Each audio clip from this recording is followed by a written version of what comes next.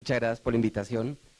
Quiero agradecer al comité organizador por esta invitación, de verdad que es un honor estar aquí con ustedes, que realmente lo que yo les voy a contar es más o menos un poco de lo que estamos haciendo. Lo más importante es, como ya bien lo dijo Román, esto no es trabajo de uno solo. Hoy en día la globalización y todas las actividades de nuestra vida nos obligan a trabajar en grupo. En ese orden de ideas, esto es un trabajo en equipo y de grupo. No tengo ningún conflicto para declarar. Antes de empezar, yo sí quisiera mostrarles un poquito. Los voy a invitar al año 1903. Este es el Hospital Dieu, el hospital más grande de Francia. Esto es una tiroidectomía del año 1906, sin edición. O sea, esto era lo que se hacía hace más o menos 100 años en una tiroidectomía, donde esto era lo más parecido a un carnicero, con el mismo delantal, sin guantes, el anestesiólogo no se podía salir, el cirujano, miren cómo meticulosamente encontraba el nervio laringeo recurrente, aquí ve las paratiroides, y realiza una tiroidectomía impecable. Es por esto que nos lleva a pensar en el cambio que ha habido a todo nivel, médico, quirúrgico y de evolución de diagnóstico y de tratamiento de nuestros pacientes. Es por esto que el 50% de los pacientes se morían después de una tiroidectomía. Si sobrevivían a esta masacre, no se desangraban, tenían una obstrucción de la vía aérea bilateral, hacían un hipoparatiroidismo definitivo, o peor aún, no había hormona tiroidea para reemplazarles y morían de un hipotiroidismo severo. Entonces, créanme que nosotros ya no operamos así, ya la cosa es diferente. Para hablar un poco de los tumores neuroendocrinos, tanto pancreáticos como intestino delgado, vamos a hablar un poco de las generalidades, patología, o sea, muy rápidamente, lo mismo que ya dijo Román, pero para ponernos en el contexto. ¿Qué es importante? Los tumores neuroendocrinos, generalmente no están localizados. Son muy poquitos los que están localizados, y el que uno puede decir que está localizado son dos, que son los insulinomas de menos de 2 centímetros y los feocromocitomas. El resto de tumores generalmente se deben considerar como tumores sistémicos. No tenemos un marcador definitivo que nos ayuden a saber de dónde viene o qué hay que hacer. Entonces tenemos que tener en mente todas las variantes que tenemos de los tumores neuroendocrinos para poder hacer el diagnóstico. ¿Cuál es el problema? Ya sabemos que hay muchos, ya sabemos que pueden ser malignos, que el tiempo medio para el diagnóstico es de 9.2 años, y esto es una de las cosas más importantes, que el retardo en el diagnóstico es lo que favorece el potencial maligno de estos tumores. ¿Por qué? Porque nosotros tenemos un tumor primario, está presente durante el tiempo, y estos tumores generalmente tienen síntomas abdominales en específicos que no nos ayudan a siquiera pensar que el paciente está en el contexto de un tumor neuroendocrino. Los pacientes, a pesar de esto, ya tienen enfermedad metastásica, y cuando empiezan a producir los síndromes asociados, que sean flushing o diarrea, generalmente son pacientes que ya llevan muchos años de evolución de la enfermedad y ya tienen enfermedad metastásica que los va a llevar a la muerte. Sabemos que hay muchos, cuando los comparamos, cuando hacemos la comparación con todas las neoplasias malignas, cada vez tenemos más. ¿Por qué? Porque hay más diagnóstico. ¿Qué es lo importante? Que independiente de los tumores, lo más importante es en qué fase se encuentran, porque la sobrevida cuando el tumor está localizado es muy diferente a cuando el paciente tiene una enfermedad metastásica, sea locorregional o a distancia, que compromete su sobrevida. Han aumentado todos, indiscutiblemente, pero cuando nosotros miramos despacio, probablemente los que más nos interesan y más problemas nos están causando son los del intestino medio y el intestino anterior, el intestino posterior. Es decir, páncreas, intestino delgado y parte del intestino grueso, sin comprometer el ciego. La patología, como ya nos lo explicó muy bien Román, ¿por qué es importante? Porque nosotros tenemos que saber qué porcentaje de Ki67 tiene, que nos da un indicador más o menos de qué tanta diferenciación tiene el tumor y cuántas metástasis por campo tiene, para poder hacer una clasificación. Porque de acuerdo a si son de bajo grado, grado intermedio o grado alto, se van a hacer dos cosas: escoger la línea de diagnóstico y tratamiento y saber para dónde va el paciente, porque es muy diferente la sobrevida de un paciente de bajo riesgo, un paciente con un carcinoma neuroendocrino con un Ki67 del 50%, donde de entrada está muy mal con él. Cuando hablamos específicamente de los pancreáticos, que son los que más problemas hormonales nos pueden generar, tenemos que diferenciarlos, si son funcionantes o no funcionantes. De los tumores pancreáticos, solamente el 5% pueden ser tumores neuroendocrinos. Afortunadamente, porque la adenocarcinoma, hay variantes que son muy agresivas. De los funcionantes, todo esto puede producir un tumor pancreático, puede producir insulina, gastrina, péptido intestinal vasoactivo, en fin. Y que es importante, cuando nosotros tenemos estos tumores neuroendocrinos funcionantes, tenemos que empezar siempre en síndromes hereditarios, ver que el paciente no está en un contexto de un MEN1, de von Hippel-Lindau o una neurofibromatosis. Porque de estos pacientes que tienen MEN1 o von Hippel-Lindau, la mayoría tienen tumores neuroendocrinos pancreáticos funcionantes. El MEN1 es una enfermedad autosómica dominante que codifica para la menina. Es el tumor de las 3 P's. ¿Por qué? Porque está comprometida la hipófisis, el páncreas y las paratiroides. El 96% tiene hiperparatiroidismo y generalmente es la primera manifestación de los pacientes con MEN1 que se da generalmente en la segunda o tercera década de la vida. Desarrollan tumores neuroendocrinos y desarrollan tumores hipofisiarios. El diagnóstico se hace bioquímico y por síntomas con triada de Whipple. ¿Qué es eso? Que son pacientes que hacen hipoglicemia, que tienen síntomas neuroglicopénicos y que mejoran con la administración, sea endovenosa o oral de insulina, de azúcar. Y tenemos que saberlo diferenciar si esto es una hipoglicemia facticia, o sea, inducida por los pacientes porque se están aplicando insulina, están tomando hipoglicemiantes orales o si realmente tienen un insulinoma. ¿Qué es lo importante de ellos? La localización. Puede localizarse casi que en cualquier lugar del páncreas. ¿Por qué me parece interesante esta gráfica? Porque esta gráfica nos muestra que la localización depende de con qué lo busquemos. Estos triangulitos son cuando se hacían anteriormente las pancreatectomías, se buscaba el tumor en cirugía abierta por palpación directa del páncreas. Y cuando hacemos ultrasonografía vemos cómo mejoramos, además de esta localización, y la ultrasonografía endoscópica, que antes era muy buena para la cabeza y el cuello, hoy en día casi que el mejor método para evaluar tumores pequeños del páncreas es la ultrasonografía endoscópica. Los gastrinomas se pueden localizar en muchos sitios. Generalmente tienen pacientes que son sintomáticos con enfermedad péptico ulcerosa, pueden tener diarrea y esofagitis, y cuando está asociada a hipergastrinemia, el gastrinoma tiene el síndrome de Solinger-Ellison. ¿Cuál es el problema de estos tumores? Son tumores muy agresivos. Los gastrinomas pueden ser malignos hasta un 90%, y en el momento del diagnóstico, los duodenales tienen metástasis en el 10% y los pancreáticos en un 50%. Son tumores que son muy agresivos. Y es así, porque la sobrevida depende. Si no tenemos enfermedad metastásica, pero miren, cuando los pacientes desarrollan incluso una sola metástasis hepática, se cae la curva de supervivencia del paciente a la mitad, con una sola metástasis hepática. La mayoría de los duodenales, importante, pueden estar en cualquier parte del duodeno, desde la primera hasta la cuarta porción. La gran mayoría está en la primera y en la segunda porción del duodeno, los gastrinomas duodenales, y los pancreáticos en su mayoría están localizados hacia el cuerpo y la cola. Y es importante tener en cuenta que muchas veces hay enfermedad, o sea, tenemos un gastrinoma y no hay tumor primario, pero sí lo podemos tener localizado solamente en los ganglios linfáticos después de haber hecho el diagnóstico quirúrgico. Encontrar un gastrinoma muchas veces es muy difícil y se hacen resecciones a ciegas donde se encuentran que tenemos compromiso solamente de enfermedad linfática de ellos. El diagnóstico se hace con gastrina pachagástrico, esto es solamente informativo. Tenemos los glucanogomas, que son tumores extremadamente raros, pero extremadamente malos y mortales. Es el síndrome de las 4Ds, ¿por qué? Porque estos pacientes tienen dermatosis, tienen una enfermedad que se llama eritema migratorio necrolítico, ahorita les voy a mostrar unas fotos de un paciente, tienen depresión, trombosis venosa profunda y diarrea. ¿Cuál es el problema? Estos tumores generalmente son grandes, como el resto de los pocos tumores funcionales que se diagnostican muy grandes, son los glucanogomas, que generalmente son de mayores de 6 centímetros y tienen metástasis tempranas. Este es el eritema necrolítico migratorio, generalmente es un eritema que compromete las partes proximales de la cintura escapular y pélvica.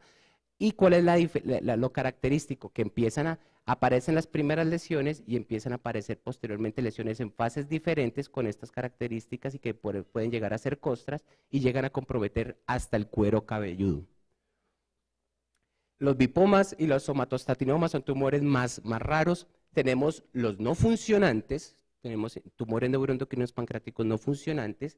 La mayoría, como no son funcionantes, no nos están produciendo ninguna hormona ni ningún síntoma clínico que nos hagan sospechar su presencia y la única manifestación es la manifestación asociada al efecto de masa dependiendo de la localización del tumor.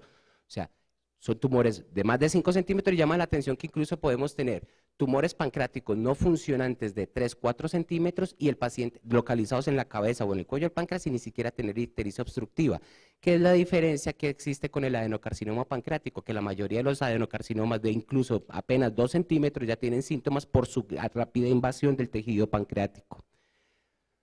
Los síntomas son relacionados con el tumor, generalmente son entre bien y moderadamente diferenciados con un octoscan positivo. Como ya lo dijo Román, no tenemos un marcador específico y tenemos problemas con los poquitos que tenemos, porque la cromogranina, aunque tiene una sensibilidad que es aceptable, nos puede funcionar como marcador de actividad, que yo pienso que es la función más importante de la cromogranina, que nos da una línea de base cuando tenemos un diagnóstico y nos puede inducir cuál es la respuesta al tratamiento de los pacientes. Se altera con la administración de análogos de somatostatina y esto es importante porque ustedes tienen un paciente que está tomando, que le están aplicando octreotide.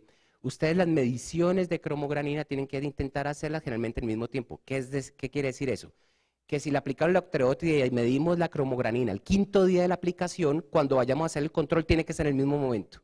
Porque si la medimos en el 2.º día después de la aplicación o 7, 8 días después de la aplicación, nos va a dar unos valores muy diferentes que no nos va a proveer la información que realmente necesitamos. Alteración principalmente con los inhibidores de bomba de protones. Un paciente con una cromogranina alta no quiere decir que tenga un tumor neuroendocrino. Tenemos que estar en el contexto del paciente y si está tomando inhibidores de bomba de protones debemos suspenderlos por lo menos 4 semanas para repetir el examen. Y miren todas las enfermedades que nos pueden producir cromogranina alta, o sea, no es el mejor de todos, pues. Podemos unirlos a otros marcadores que nos aumentarían la sensibilidad y la especificidad. Y dependiendo del síndrome que estemos sospechando, tenemos otras hormonas que podemos estar midiendo. Para hacer el diagnóstico tenemos de todo. ¿Qué es lo importante? Y el mensaje es, sospecha de tumor neuroendocrino, clínica, bioquímica. Lo que necesitamos hacer es localizarlo, con lo que tengamos para localizarlo, porque eso nos va a definir qué tipo de tratamiento le vamos a ofrecer. Todas estas opciones tenemos, vamos a hablar un poco de ellas. La tomografía tiene una sensibilidad un poco, para los tumores pancreáticos puntualmente, una sensibilidad y una especificidad aceptable, y también nos ayudan un poco a diagnosticar la enfermedad metastásica y la enfermedad extrahepática. Tienen unos compromisos muy puntuales, muy importantes, que es que en la fase arterial y en la fase venosa tardía siguen marcando y miren como al final de la inyección del medio de contraste queda el halo que nos está diciendo y este comportamiento es muy sospechoso y muy característico de los tumores neuroendocrinos. La resonancia tiene una sensibilidad y especificidad un poco mayor y nos ayuda a identificar incluso con mayor facilidad el compromiso extrahepático metastásico de los pacientes. Y cada vez más tenemos en tumores pancreáticos que el ultrasonido y transoperatorio o preoperatorio endoscópico es la mejor herramienta que tenemos para la caracterización de los tumores pancreáticos, además que cuando hacemos el ultrasonido podemos biopsiar los pacientes en el mismo procedimiento. Igualmente se ha considerado el PET, el SPECT y el CT, pero ¿cuál es lo importante para considerar el PET? Que el PET debe ser para tumores que son grado 3 o pobremente diferenciados, donde vamos a aumentar el diagnóstico, porque un tumor grado 1 no le vamos a hacer nada con un PET, no lo vamos a encontrar. Estas imágenes son de James Yao, donde ellos hacen una fusión tanto del SPECT-CT con el PET, donde nos está mostrando dónde está el tumor primario y nos está dando una imagen funcional de lo que está pasando con este tumor. El tratamiento quirúrgico, el único tratamiento potencialmente curativo para estos pacientes es la cirugía. ¿Y de qué depende eso? Del estadio inicial y la localización del tumor. El tratamiento estándar es sacar el tumor con los ganglios regionales. Si hay enfermedad metastásica a distancia, tenemos que saber si le vamos a hacer un tratamiento con intención curativa, citorreductiva o paliativa. En lo posible, operarlos, excepto los pacientes que tienen tumores neuroendocrinos pancreáticos en el contexto de un MEN 1 que sean menores de 2 centímetros. En el MEN 1, los pacientes tempranamente tienen tumor pancreático, pero no tenemos que operarlos todos, solamente los que muestran un franco crecimiento o que de entrada son mayores de 2 centímetros. Los insulinomas se pueden realizar laparoscópicamente la resección y la tasa de cura es del 100% con enucleación laparoscópica.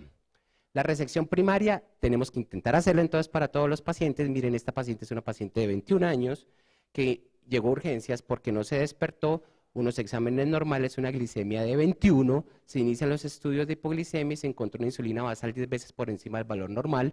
El TAC nos mostró una lesión en la cola del páncreas y se insinuaba una lesión en el cuerpo del páncreas también, en la unión del cuello con el cuerpo. Le hicimos un octroscan y el octroscan nos mostró curiosamente estas dos captaciones, que estaba claramente la de la cola, pero se estaban insinuando en las imágenes que la del cuerpo también captaba. Entonces tenemos que ver qué tipo de abordaje la vamos a hacer. Es una paciente de 21 años con un insulinoma, con 2 lesiones pancreáticas, ¿cómo la vamos a abordar? Lo que hicimos con esta paciente fue hacer un test de estímulo con calcio. En el test de estímulo con calcio lo que se hace es cateterizar la mesentérica superior, la hepática, la esplénica proximal y distal y la gastroduodenal, inyectamos calcio y se miden los niveles de insulina a los 0, 30, 60 y 120 segundos.